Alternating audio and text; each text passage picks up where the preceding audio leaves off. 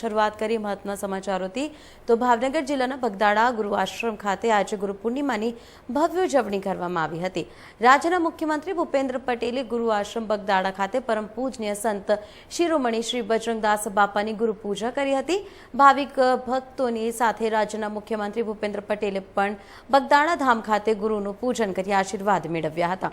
ગુરુ આશ્રમ બગદાણામાં સવારથી જ ભક્તોની ભારે ભીડ જોવા મળી હતી। મોટી સંખ્યામાં ભાવિક ભક્તોએ ગુરુ પૂજા કરી ગુરુ મહારાજના દર્શન કર્યા હતા।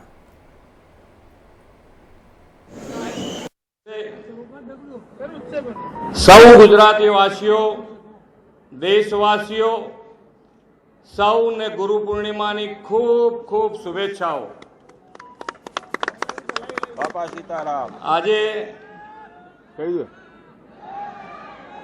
બજરંગદાસ બાપાના ત્યાં આગળ શીશ ઝુકાવી અને પ્રાર્થના કરવાનો મોકો મળ્યો છે ત્યારે હું મારી જાતને ધન્યતા અનુભવું છું અને બાપાના ચરણોમાં આપ સૌ વતી પ્રાર્થના કરી છે કે દરેકના જીવનમાં સુખ, શાંતિ અને સમૃદ્ધિ વધે।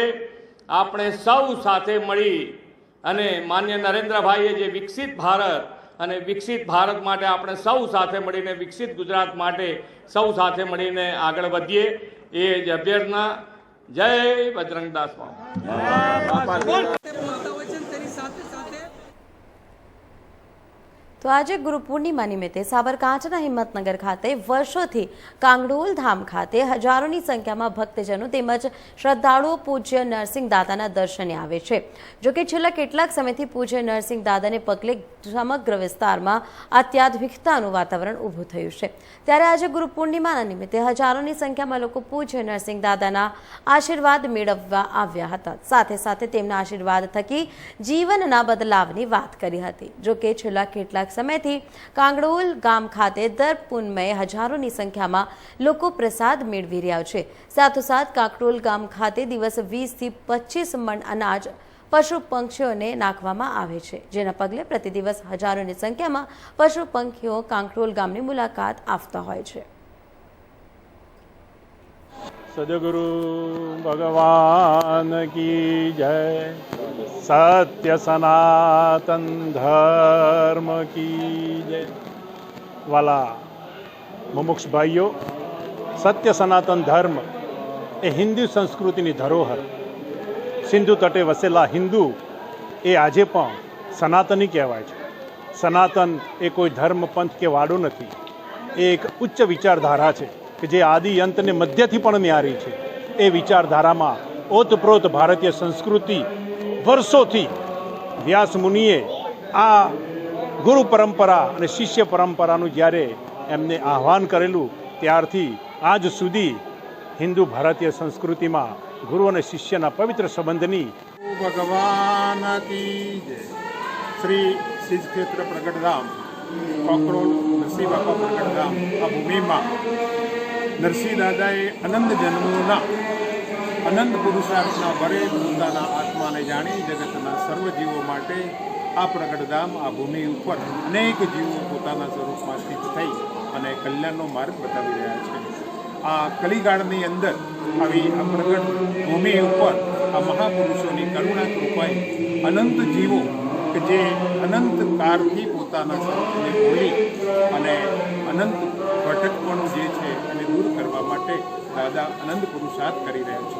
આ પ્રગટ ભૂમિ ઉપર દાદાની કોઈ કરુણા કૃપાએ અનંત જીવો માટે ચરણની પ્રવૃત્તિ, કૂતરાઓ માટે અન્નદાન અને અનંત જીવો માટે દર પૂનમે આ દાદાની કરુણા કૃપાએ અનંત જીવો મહાપ્રસાદ મેળવી અને પોતાના જીવનને ધન્ય અનુભવે છે। આ સાથે સાથે દાદાના પોતાના આધ્યાત્મિક અનુભવોના અનંત પુસ્તકો દ્વારા અનંત જીવો સુધી એમનું આ માર્ગદર્શન પૂરું પાડી અને આ ભારતની ભૂમિ ઉપર આજે આવા ગુરુ પૂર્ણિમાના મહોત્સવ વડે દાદા અનંત જીવો ઉપર કરુણા કૃપા કરે। આશ્રમમાં શું શું સેવા કરવામાં આવે છે, શું પ્રવૃત્તિ કરવામાં આવે છે? આ પ્રગટધામ ભૂમિ ઉપર રોજનું 20 થી 25 મણ ચણ એ કબૂતરખાના અને અન્ય જીવો માટે વપરાય છે। કૂતરાઓ માટે પણ એ દાદાની કોઈ કરુણા કૃપાથી અન્નદાન કૂતરાઓને પણ અપાય છે અને સાથે સાથે અન્ય જીવો માટે, ગાયો માટે, પક્ષીજનો માટે પક્ષીઘર બનાવવામાં આવે છે. 50 થી 40 મણ ચણ રોજનું આ જીવો માટે પૂરું પડાય છે. આ પવિત્ર ભૂમિને નતમસ્તક વંદન કરી મારી. તો ગુરુ પૂર્ણિમાના દિવસે પાલનપુર રામલીલા મેદાનમાં આવેલ વિજય સંન્યાસ આશ્રમ ખાતે ગુરુ પૂર્ણિમાની ઉજવણી કરવામાં આવી હતી, જેમાં ગુરુ કલ્યાણગીરી બાપુની છબીની પૂજા તેમજ ગુરુ રામેશ્વર બાપુની પૂજા ભક્તો દ્વારા કરવામાં આવી હતી. તેમજ મંદિરે હવન સહિત ભોજન પ્રસાદનું આયોજન કરવામાં આવ્યું હતું. આ પ્રસંગે પાલનપુરના ધારાસભ્ય નિકેતભાઈ ઠાકર, શહેર પ્રમુખ દલપતભાઈ બારોટ, મહામંત્રી અતુલભાઈ જોશી, પ્રશાંતભાઈ ગોહિલ, પાલિકા કારોબારી ચેરમેન પિયુષભાઈ પટેલ સહિત મોટી સંખ્યામાં ભક્તો ઉપસ્થિત રહ્યા હતા. જે ગુરુ ભગવાનનો દિવસ છે, બહુ સારી રીતે અમે ઉજવણી કરી છે. શ્રીમાન કલ્યાણગીરી બાપજીના દર્શન કરી લીધા છે, એમના પગલાં દર્શન કર્યા, અમે ગુરુજીના દર્શન કર્યા. આજનો દિવસ બહુ મોટો દિવસ છે અને અમને બહુ આનંદ થયો છે. વિજય હનુમાન આશ્રમમાં આવ્યા છે ઓર અહીંયા ગુરુ મહારાજની પૂજા અર્ચના કરી અને બહુ સારું લાગ્યું અમને. गुरुर्ब्रह्मा गुरुर्विष्णु गुरुर्देव महेश्वरा गुरुर् साक्षात् परब्रह्मा तस्मै श्री गुरुवे नमः. ध्यानमूलं गुरुर्मूर्ति उदामूलं गुरुपदं मंत्रमूलं गुरुर्वाक्यं मोक्षमूलं गुरुकृपा. परम पूजनीय गुरुदेव भगवान की जय. श्री दत्तादेव भगवान की जय. आदि गुरु श्री जगत गुरु शंकराचार्य जी महाराज की जय. अपने परम पूजनीय गुरुदेव भगवान श्री महामंडलेश्वर कल्याणगिरी महाराज का आशीर्वाद हम सब पर, आप सब पर बरसता रहे.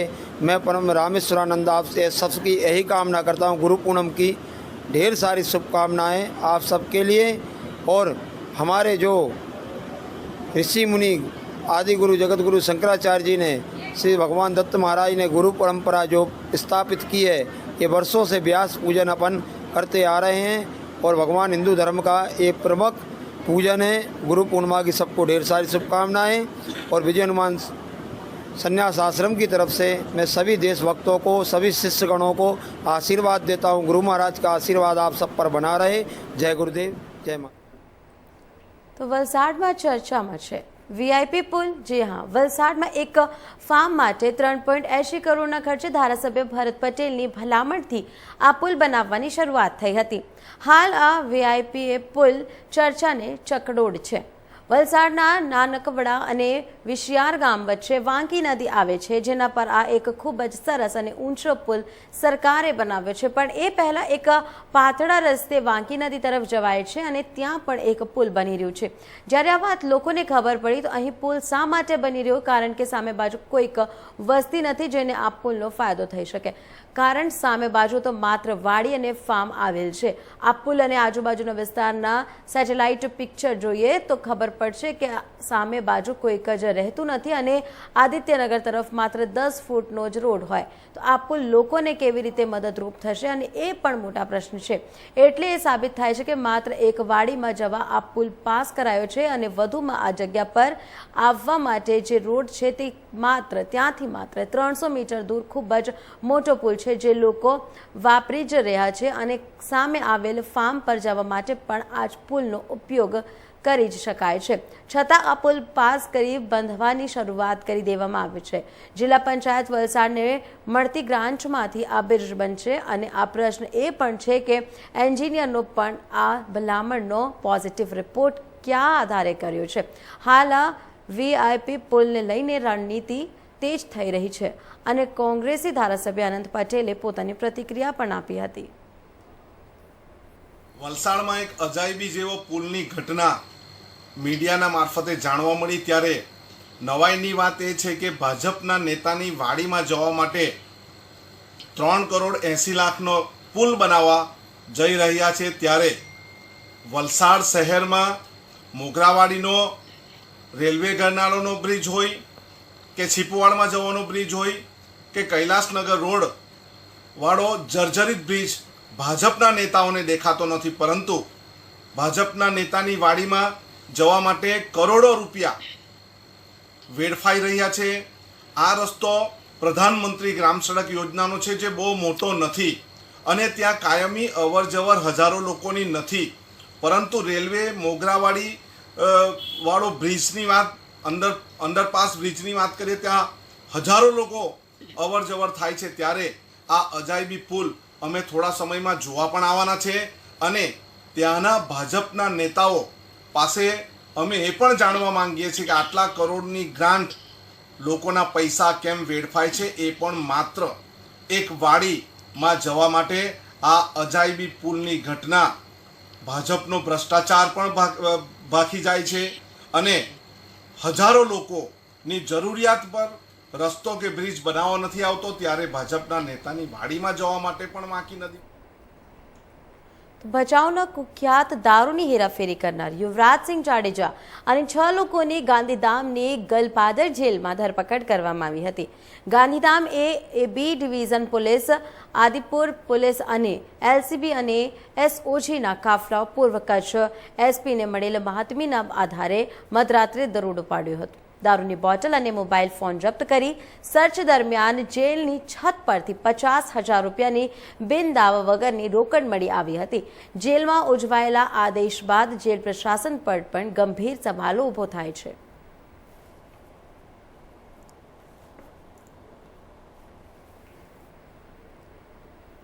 સમગ્ર રાજકોટ જિલ્લામાં સહકારી ક્ષેત્રનો છેલ્લા ઘણા વર્ષોથી જો દબદબો હોય તો તે રાજકોટ ડિસ્ટ્રિક્ટ બેંકના ચેરમેન અને પૂર્વ મંત્રી જયેશભાઈ રાદડિયાનો હોય. ત્યારે તાજેતરમાં જ જિલ્લાની માર્કેટિંગ યાર્ડની ચૂંટણી યોજાઈ હતી, તેમાં પણ જયેશભાઈ રાદડિયાનો રહ્યો છે. તો આજે ધોરાજી માર્કેટિંગ યાર્ડની ચૂંટણીમાં હરિકિશનભાઈ માવાણી ચેરમેન તરીકે તેમજ નિલેશભાઈ કડસાગરત તરીકે બિનહરીફ ચૂંટાઈ આવતા જયેશભાઈ રાદડિયાએ બંને બિનહરીફ થયેલ ચેરમેન અને વેસ્ટ ચેરમેનને શુભેચ્છાઓ પાઠવી હતી. અને આ સાથે ધારોજી શહેર અને તાલુકા ભાજપના હોદ્દેદારો ઉપસ્થિત રહ્યા હતા. ધોરાજી માર્કેટિંગ યાર્ડના ચેરમેન અને વાઇસ ચેરમેનની આજે ચૂંટણી યોજાણી છે. ચેરમેન તરીકે હરકિશનભાઈ માવાણી અને વાઇસ ચેરમેન તરીકે નિલેશભાઈ કણસાગરાની આજે બીજી વખત બિનહરીફ વરણી થઈ છે. સહકારી ક્ષેત્રમાં સમગ્ર રાજકોટ જિલ્લાની અંદર આ સહકારી ક્ષેત્ર ખેડૂતો માટે કામ કરતું માળખું છે. બેંકના ચેરમેન તરીકે મને સહકારી માળખાનું રાજકોટ જિલ્લાનું એટલું ગૌરવ છે કે સમગ્ર આખા જિલ્લાની અંદર રાજકોટ બેંક હોય, રાજકોટ ડેરી હોય, જિલ્લા લેવલની સંસ્થા હોય, સમગ્ર જિલ્લાના માર્કેટિંગ યાર્ડ કે તાલુકા સંઘની અંદર હર હંમેશા બિનહરીફ રીતે ચૂંટણી યોજાતી આવી છે અને સૌ સાથે મળી અને ખેડૂતોના હિત માટે હર હંમેશા સૌએ પ્રયાસો કર્યા છે. આજે ધોરાજી માર્કેટિંગ યાર્ડમાં ચેરમેન તરીકે હરકિશનભાઈ અને વાઇસ ચેરમેન નિલેશભાઈને હૃદયપૂર્વકની શુભેચ્છા આપું છું કે આવનારા દિવસોની અંદર 2.5 વર્ષ માટે ખેડૂતોના હિત માટે સૌ સાથે મળીને કામ કરીએ. વલસાડ સર્કિટ હાઉસ ખાતે વલસાડ ડાંગના સાંસદ ધવલ પટેલ દ્વારા એક વિશેષ મીટિંગનું આયોજન કરવામાં આવ્યું હતું, જે અંતર્ગત વલસાડના તમામ ધારાસભ્યો, સરકારી અધિકારીઓ, નેશનલ હાઈવે ઓથોરિટી ઓફ ઇન્ડિયાના પ્રોજેક્ટ ડાયરેક્ટર તથા નેશનલ હાઈવે નંબર 48, 848 અને 56 તેમજ સ્ટેટ હાઈવે અને પંચાયતી રોડ સંદર્ભે પ્રજા તરફથી મળતા પ્રશ્નોને વાચા આપવા માટે આ મીટિંગનું આયોજન કર્યું હતું. નેશનલ હાઈવે નંબર 48 પર પડેલ ખાડાને લઈને તમામ અધિકારીઓને સૂચના આપવામાં આવી હતી. આવનાર 48 કલાકમાં તમામ ખાડા પૂરી દેવામાં આવે એવી સૂચના અપાઈ છે.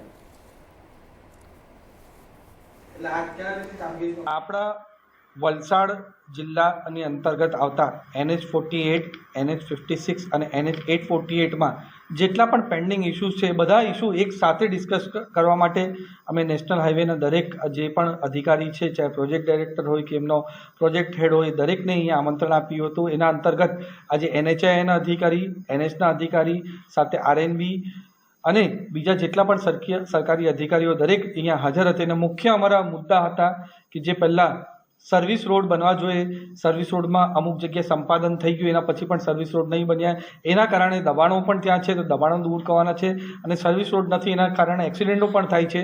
તો પહેલાં મુદ્દો અમારો સર્વિસ રોડનું પૂરું સ્ટેટસ જાણવાનું છે કે વાગલતારાથી લઈને મહારાષ્ટ્ર બોર્ડર અને એ રીતે જ NH56 અને NH848 પર જ્યાં પણ સર્વિસ રોડની પ્રોવિઝન છે એ બનવા જોઈએ. એના માટે અમે પૂરો સ્ટેટસ રિપોર્ટ માંગ્યો છે. એના પછી બીજા જેટલા ખાડાઓ પડ્યા છે અને બીજા જે રસ્તાના ઇસ્યુ છે એને મેં પૂરું જાણ્યું અને એમને તાકીદ કરવામાં આવી કે આવા કોઈ પણ ખાડા આઈડેન્ટિફાઈ કરે એમાં 48 કલાકની અંદર એ ખાડા પુરાવી જવા જોઈએ અને એ ટેમ્પરરીની પણ સારી રીતે રહી એ કરવાનું છે. અને જ્યારે પણ એમને ડ્રાય સ્પેલ મળશે ત્યારે એ લોકો રીસર્ફેસિંગના અને જેટલા પણ પરમનન્ટ સોલ્યુશન છે એ પૂર્ણ કરવાના છે.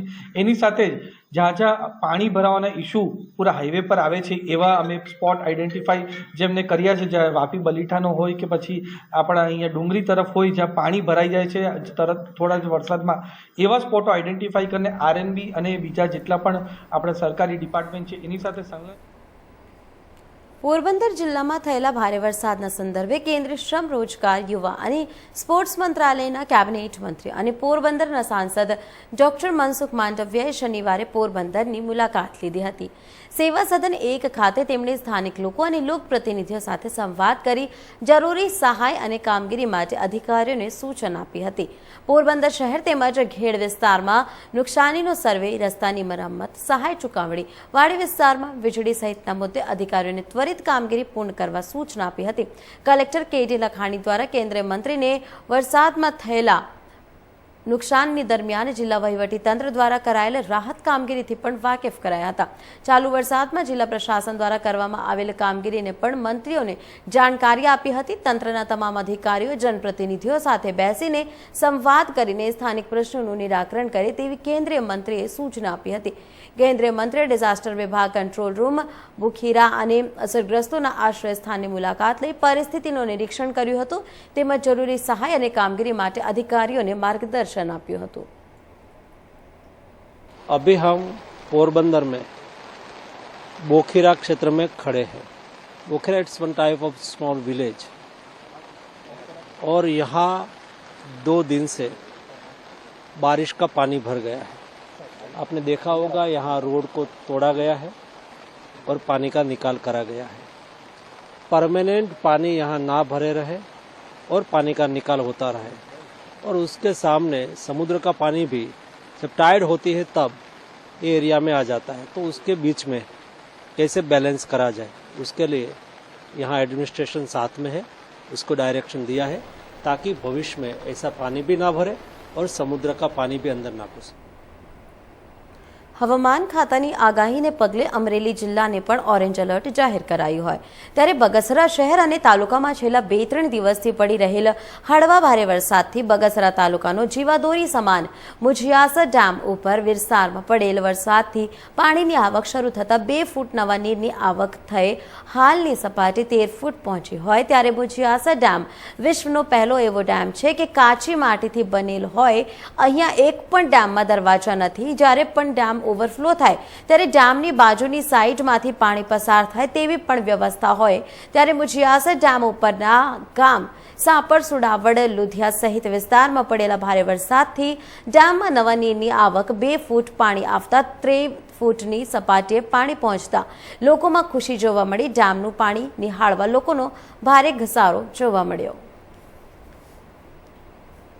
હવામાન ખાતાએ આપેલી આગાહીના ભાગરૂપે અમરેલી જિલ્લાને પણ ઓરેન્જ એલર્ટ જાહેર કરવામાં આવ્યો છે. ત્યારે વાત કરીએ આપણે બગસરા શહેરની, તો બગસરા શહેરનો જીવાદોરી સમાન મુંજિયાસર ડેમમાં પણ હાલ નવા નીરની આવક થઈ છે. હાલની સપાટી 13 ફૂટ છે. હું હાલ તમને દ્રશ્ય બતાવી રહ્યો છું. જે દ્રશ્ય જોઈ રહ્યા છો તે બગસરા શહેરનો જીવાદોરી સમાન મુંજિયાસર ડેમ છે. મુંજિયાસર ડેમ એવો છે કે માત્ર કાસે માટીનો ડેમ છે. અહીંયા એક પણ દરવાજો નથી. અહીંયા ઓવરફ્લો થાય ત્યારે પણ પાણીની વ્યવસ્થા કરવામાં આવી છે. મુંજિયાસર ડેમ છે બગસરાને પીવાનું પાણી પિયત પૂરું પાડે છે. તેમજ બગસરાના નીચાણા વિસ્તાર છે તેને ખેતીને માટે 9 ગામને પણ પાણીનું પિયત કરવામાં આવે છે. ત્યારે આપણી સાથે ખેડૂતો પણ જોડાણા છે. તેમની સાથે આ બાબતે વધુ જાણવાનો પ્રયાસ કરીએ. મારું ગામ હાપર, ઘેલાભાઈ ભાદાભાઈ સુવાગ્યા, હાલ સભ્ય.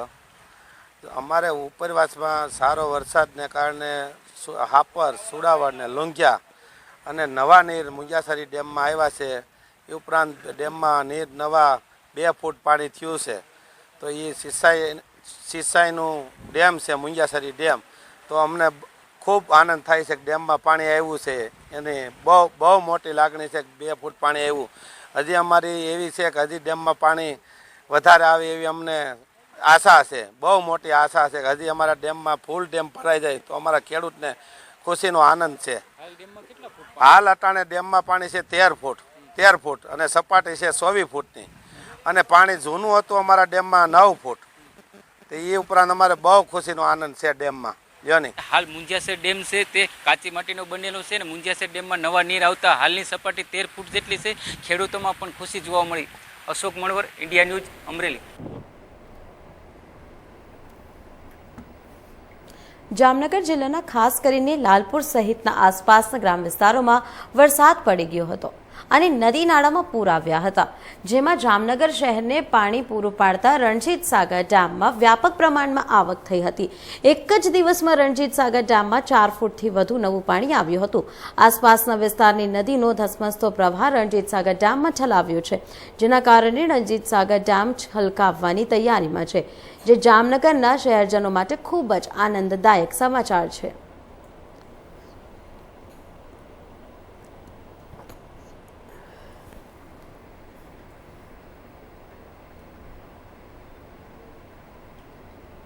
બનાસકાંઠા જિલ્લાની વાત કરવામાં આવે તો જિલ્લાના દાંતીવાડા ખાતે એક વિદ્યાર્થીનો ચાંદીપુરા વાયરસનો શંકાસ્પદ કેસ સામે આવતા આરોગ્ય વિભાગ દ્વારા તપાસ કરવામાં આવી છે, જેના સેમ્પલ લઈ પરીક્ષણ માટે મોકલવામાં આવ્યા છે. તો 2 દિવસ બાદ તેનો રિપોર્ટ આવ્યા બાદ સાચું કારણ જણાવવા મળશે.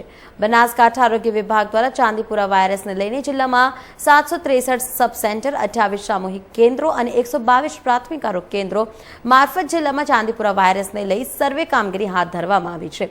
તેવા સમયગાળામાં દાંતીવાડા ખાતે 16 વર્ષના કિશોરમાં ચાંદીપુરા વાયરસના શંકાસ્પદ લક્ષણો જણાવી આવ્યા છે, જેમાં કિશોરને ઝાડા, ઉલટી, માથાનો દુખાવો તેમજ બેભાન થવાના લક્ષણો જોવા મળ્યા, જેથી બનાસકાંઠા આરોગ્ય વિભાગ દ્વારા તે બાળકનો સેમ્પલ લઈ પરીક્ષણ માટે ગાંધીનગર ખાતે નવી લેબમાં મોકલવામાં આવ્યો છે, જે 2 દિવસમાં તેનું પરીક્ષણ થયા બાદ તેનું સાચું કારણ જણાવવા મળશે.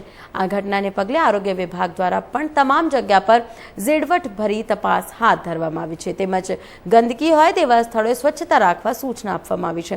તેમજ આંગણવાડીના બાળકો કે જે ગેરહાજર હોય તે બાળકોને ઘરે જઈ શું કારણથી ગેરહાજર છે તે બાબતની પણ તપાસ કરવામાં આવી રહી છે. ત્યારે 9 મહિનાના બાળકથી લઈને 14 વર્ષના બાળક સુધી કિશોરને શરીર ઢંકાય તેવા કપડાં પહેરવા પણ સૂચના આપવામાં આવી રહી હોવાનું અધિક જિલ્લા આરોગ્ય અધિકારી ડોક્ટર જિગ્નેશભાઈ હરિયાળી તેમજ ડોક્ટર સ્મૃતિ ગુપ્તાએ જણાવ્યું હતું. હાલમાં ચાંદીપુરા વાયરસ અંતર્ગત જે રોગ ચાલી રહ્યો છે તેમાં આપણે બનાસકાંઠામાં પણ દાંતીવાડાના એક 16 વર્ષના વિદ્યાર્થીનું કાલે સેમ્પલ લેવામાં આવ્યું. તે ઝાયડસ કેડિલા ખાતે અમદાવાદ હોસ્પિટલમાં દાખલ છે. તેને ઝાડા, ઉલટી અને ચક્કર અને તાવને એવું આવવાના કારણે, અશક્તિના કારણે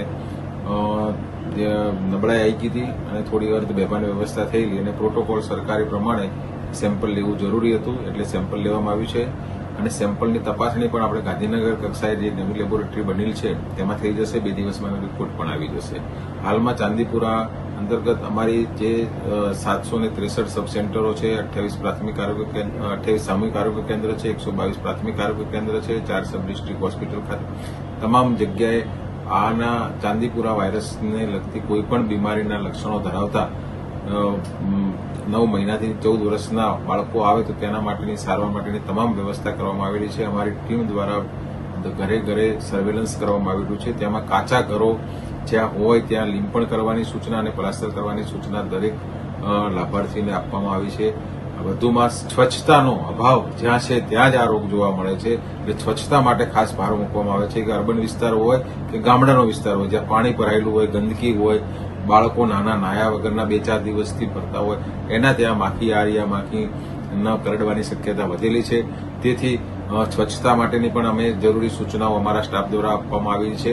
વધુમાં અમે જણાવ્યું છે કે 9 મહિનાથી જે 14 વર્ષના બાળકો હોય તેમને આખું શરીર ઢંકાય તેવા કપડાં પહેરાવા, ભોય તળીએ ઊંઘવાની જે પરિસ્થિતિ હોય તે ટાળવી અને રાત્રે સૂતી વખતે મચ્છરદાનીનો ઉપયોગ કરવો તેવી સૂચના આપવામાં આવી છે. અને ખાસ કરીને ટાર્ગેટેડ ગ્રુપમાં અમે એવું લીધું છે કે આંગણવાડીમાં બાળકો વધારે જતા હોય છે, પ્રાથમિક શાળામાં બાળકો વધારે જતા હોય છે, તો શિક્ષકોને મળીને પણ કોઈ બાળક ગેરહાજર હોય તો કયા સંજોગોમાં ગેરહાજર છે તેની પણ ચકાસણી થઈ રહી છે. અને આ અંગેની જનજાગૃતિ ફેલાવવા માટે અમારો સ્ટાફ દરેક પ્રાથમિક શાળામાં અને દરેક ગામમાં ગુરુ શિબિર, લઘુ શિબિર કરીને સમજણ આપી રહ્યો છે.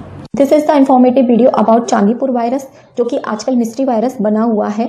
हाल ही में इसके केसेस गुजरात स्टेट और कुछ केस राजस्थान स्टेट में देखने को मिले हैं। ये वायरस 15 साल की उम्र से छोटे बच्चों में देखने को मिल रहा है।